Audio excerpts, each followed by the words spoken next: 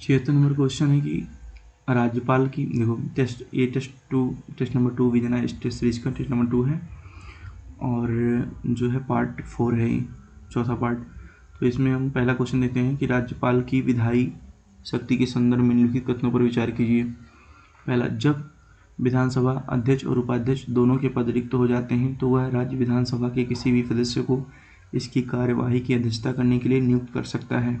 तो हाँ, ये सही है, क्योंकि जब अध्यक्ष और उपाध्यक्ष दोनों का पद रिक्त होता है तो राज्यपाल का ये विधायी शक्ति है कि जो है किसी अन्य सदस्य को जो कि विधानसभा का है उसको कार्यवाही की अध्यक्षता के लिए नियुक्त कर सकता है। तो पहला ऑप्शन तो सही हो जाएगा। दूसरा, वह राज्य विधानमंडल के सदस्यों की निर्भरता के प्रश्न पर उच्च न्यायालय के परामर्श से निर्णय लेता है। तो यहाँ पे उच्च न्यायालय लिखा है तो ये गलत हो जाएगा, क्योंकि उच्च न्यायालय नहीं, जबकि यहाँ पे क्या होगा, निर्वाचन आयोग से। तीसरा है, वह राज्य विधान परिषद की सदस्य संख्या के 12वें हिस्से को मनोनीत कर सकता है। तो ये गलत है, क्योंकि 1/6 हिस्से को करता है।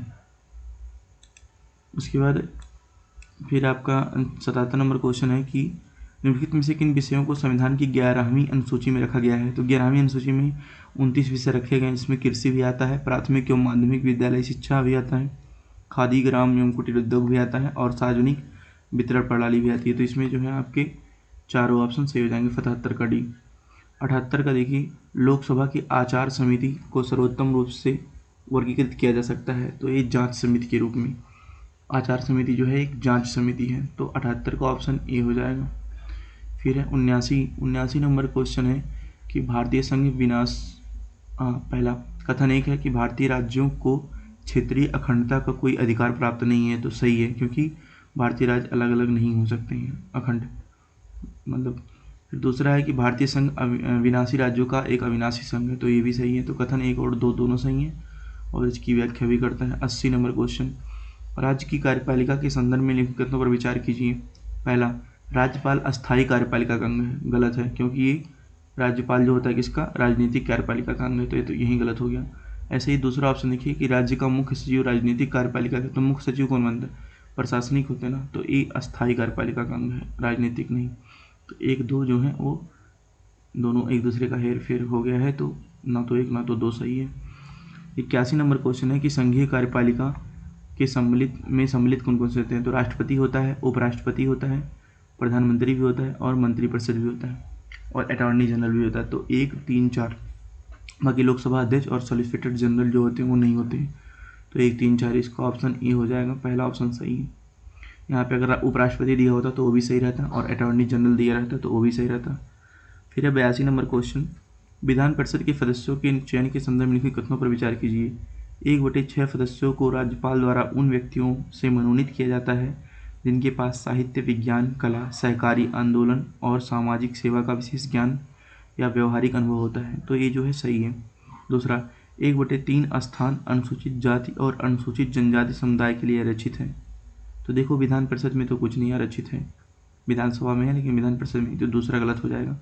तीसरा, संविधान संसद को विधान परिषद के सदस्यों के निर्वाचन के लिए विधि बनाने के लिए अधिकृत करता है। तो ये भी सही है, क्योंकि संसद ही जो है विधि बनाती है। तो 1 और 3 सही है, तो केवल 2 सही है, इसका बी ऑप्शन सही है 82 का। फिर 83 नंबर क्वेश्चन देखते हैं।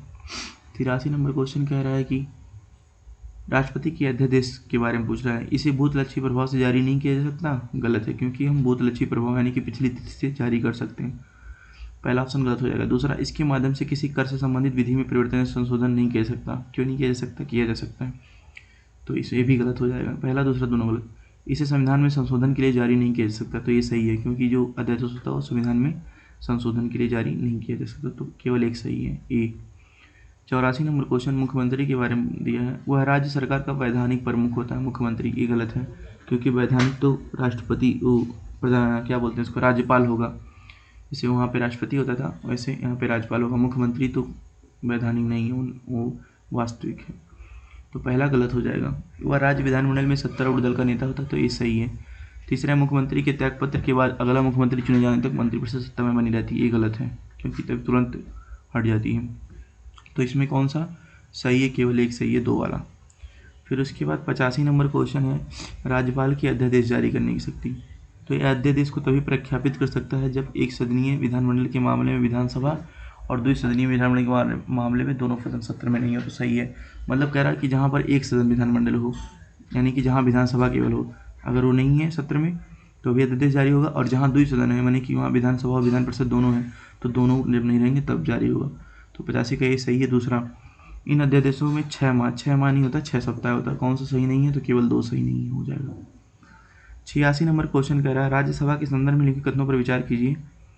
पहला, राज्यसभा एक निरंतर चलने वाला सदन है और इसका विघटन नहीं होता है, तो हाँ ये सही है। दूसरा, संविधान में राज्यसभा के सदस्यों का कार्यकाल 6 वर्ष निर्धारित किया गया है, ये भी सही है। इसके 1/3 सदस्य प्रत्येक दूसरे वर्ष सेवानिवृत्त होते हैं, ये भी सही है। तो गलत कौन सा है? 86 का कौन सा सही है? 86 का तो 3 तो सही ही है, 1 भी सही है, लेकिन ये लिखा संविधान में राज्यसभा के सदस्यों का कार्यकाल, इस संविधान में शायद नहीं था दूसरा, तो ये दूसरा गलत हो जाएगा। तो 1 और 3 जो है वो सही हो जाएंगे। सी, 86 का सी। एक बार इसमें कन्फ्यूजन है, देख लेते हैं इसको।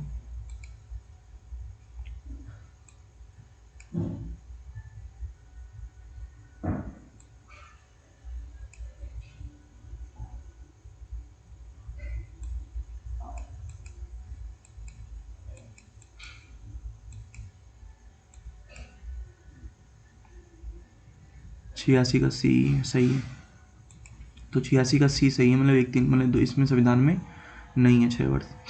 उसके बाद 87 का क्वेश्चन देखते हैं। 87 नंबर, 87 ऊपर है।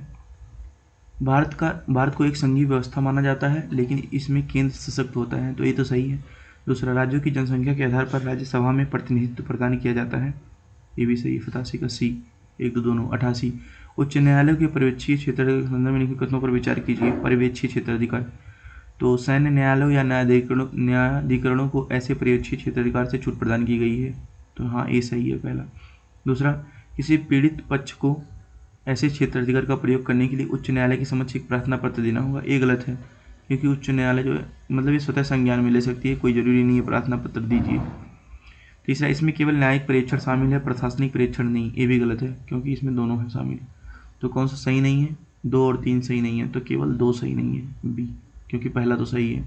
89 नंबर क्वेश्चन, निम्नलिखित पर विचार कीजिए। पहला, विधायी कार्रवाई, कार्यकारी कार्रवाई, प्रशासनिक कार्रवाई, उपरोक्त में से कितने मामलों में न्यायपालिका न्यायिक समीक्षा कर सकती है? तो तीनों कर सकती है, तीनों में वो न्यायिक समीक्षा कर सकती है। 90, alliance for global good, gender equity and equality निम्नलिखित में से किस देश द्वारा शुरू किया गया? तो इंडिया द्वारा शुरू किया गया था, डी। 91, ग्राम न्यायालय के द्वारा, ग्राम न्यायालय का क्वेश्चन पूछा है ग्राम न्यायालय के संदर्भ में। पहला, पीठासीन अधिकारी या न्यायाधिकारी की नियुक्ति राज्य सरकार द्वारा संबंधित उच्च न्यायालय के परामर्श से की जाती है, तो हाँ ये सही है। ग्राम न्यायालय के पास आपराधिक और दीवानी न्यायालय दोनों की शक्तियाँ होती हैं, ये भी सही है। ग्राम न्यायालय की स्थापना विधिक सेवा प्राधिकरण अधिनियम 1987 के तहत की गई, ये गलत है, क्योंकि ग्राम न्यायालय की स्थापना जो है ग्राम न्यायालय अधिनियम 2008 के द्वारा की गई थी, तो तीसरा गलत हो जाएगा। कौन सा सही नहीं है? तीसरा, केवल 3, बी ऑप्शन सही है, बाकी 1 और 2 दोनों सही है। हाल ही में सुर्खियों में रहा जॉम्बी वायरस संबंधित है। जॉम्बी वायरस जो है संबंधित किससे है? वैश्विक संघर्षों से उत्पन्न होने वाली आर्थिक अनिश्चितताओं से, हाल ही में भारत में सरकारी वेबसाइटों को निशाना बनाने वाले मेलवेयर से, उपेक्षित उष्णकटिबंधीय रोगों से, और परमाफ्रास्ट क्षेत्र में जमे हुए प्राचीन वायरस से। तो जो परमाफ्रास्ट क्षेत्र में जमे हुए प्राचीन वायरस हैं उन्हें जॉम्बी वायरस कहा जाता है। 93 क्वेश्चन कह रहा है कि भारत की पंचायती राज संस्थाओं के निर्वाचन के संदर्भ में ग्राम स्तर पर पंचायत के अध्यक्ष का निर्वाचन राज्य विधानमंडल द्वारा निर्धारित तरीके से किया जाता है, तो हाँ ये सही है पहला वाला, क्योंकि जो ग्राम स्तर पर पंचायत के अध्यक्ष का निर्वाचन होता है वो राज्य विधानमंडल द्वारा निर्वाचित तरीके के आधार पर ही किया जाता है, निर्धारित तरीके के आधार पर। फिर दूसरा है राज्य निर्वाचन आयुक्त जो निर्वाचन कराने के लिए जिम्मेदार है भारत निर्वाचन आयोग के नियंत्रण के अधीन होता है, ये गलत है, क्योंकि राज्य निर्वाचन आयुक्त एक अपनी अलग है और भारत निर्वाचन आयोग है, किसी का किसी पर नियंत्रण नहीं है, तो ये तो गलत है। न्यूनतम 25 वर्ष का पंचायत चुनाव लड़ सकता है, न्यूनतम 25 वर्ष नहीं भाई 21 वर्ष होता है, तो 2 3 दोनों गलत हैं और केवल पहला सही है, तो केवल 1 हो जाएगा। 94 क्वेश्चन, भुगतान बैंक के बारे में पूछा है, पेमेंट बैंक्स। भुगतान बैंक देश में वित्तीय समावेशन को प्रोत्साहित करने हेतु संकल्प विभेदित बैंक है। दूसरा, भुगतान बैंकों का मुख्य उद्देश्य सुरक्षित प्रौद्योगिकी संचालित परिवेश में लघु व्यवसायों और आय वाले परिवारों और प्रवासी श्रमिक कार्यबल तथा भुगतान एवं वित्तीय सेवाओं के प्रसार को व्यापक बनाना है। तो हाँ, ये दोनों व्याख्या भी करता है और ये सही भी है। भुगतान बैंक के बारे में, पेमेंट बैंक। 95 नंबर, किसी भी राजनीतिक दल से संबंधित राज्य विधानमंडल के किसी भी सदन का सदस्य या दल बदल के आधार पर अयोग्य है तो ऐसा सदस्य मंत्री के रूप में नियुक्त होने के लिए भी अयोग्य होगा। ये सही है। दूसरा, मंत्रिपरिषद सामूहिक रूप से राज्य विधानसभा के प्रति उत्तरदायी होता है। ये भी सही है। 1, 2, 95 का सी।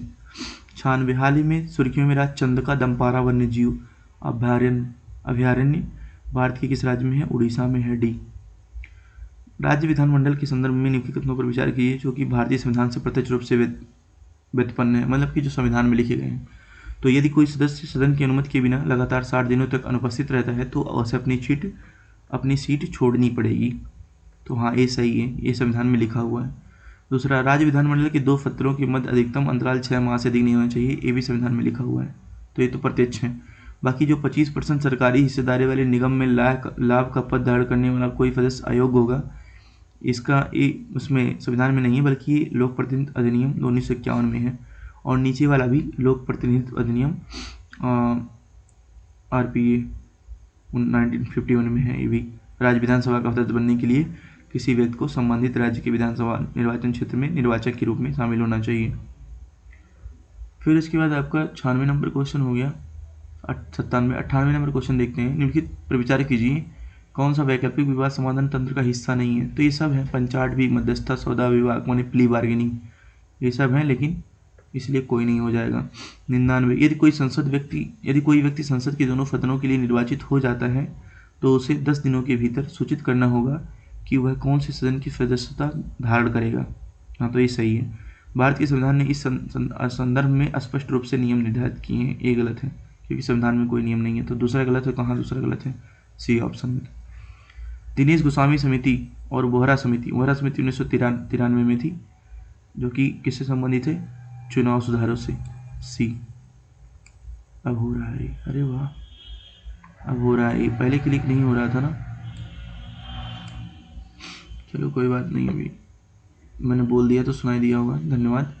सब क्वेश्चन हो गए हैं। अभी जो है इसके बाद हम टेस्ट नंबर 3 करेंगे।